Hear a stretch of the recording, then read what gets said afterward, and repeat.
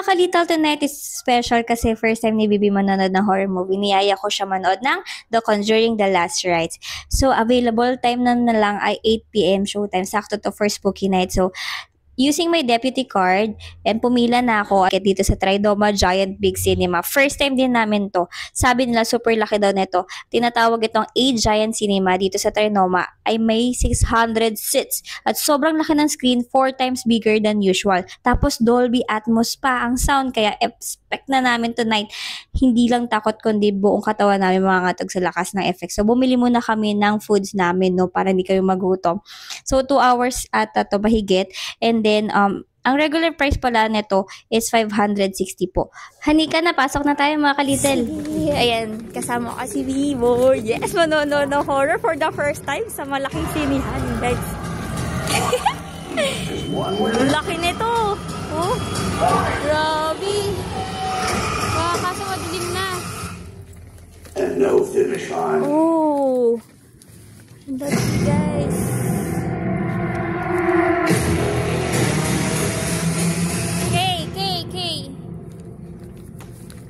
Wala pang tao, guys.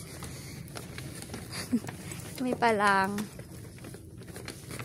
Mga ka-Little, R16 pala ito, ha. So, bawal mga kids po.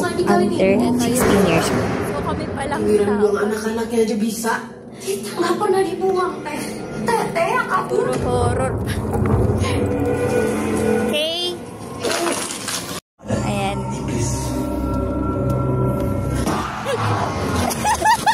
Trailer pa lang, wala pa. Iba pa yan, ha. Si B-Boy. Dito kami sa pinakamalaki.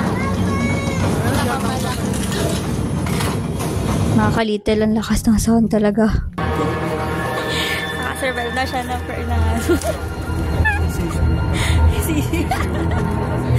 yes, napapanood ko siya ng guys, ng horror. So mga ka-Little, kakatapos lang namin manood ng Conjuring at grabe ang daming jumpscare, kaya ang rate ko solid 4/5 stars. Siyempre, based on true to life story siya, medyo nakulangan pa ako ng mga horror ganan. Kaya hindi mo na talaga pwedeng dagdagan o bawasan yung story. Sakto lang at super nakakaba. At syempre, mas try talaga itong A Giant Cinema sa Trinoma. Naramdam mo kasi bawat eksena dahil sa Dolby Sound at sobrang laki ng screen. Overall, mga ka-Little, sulit na sulit ang first horror movie experience namin ni Bibi dito. Kaya mga ka-Little, next time ulit, comment lang kayo kung ano pang gusto nyong pa-experience sa amin. Okay, bye-bye!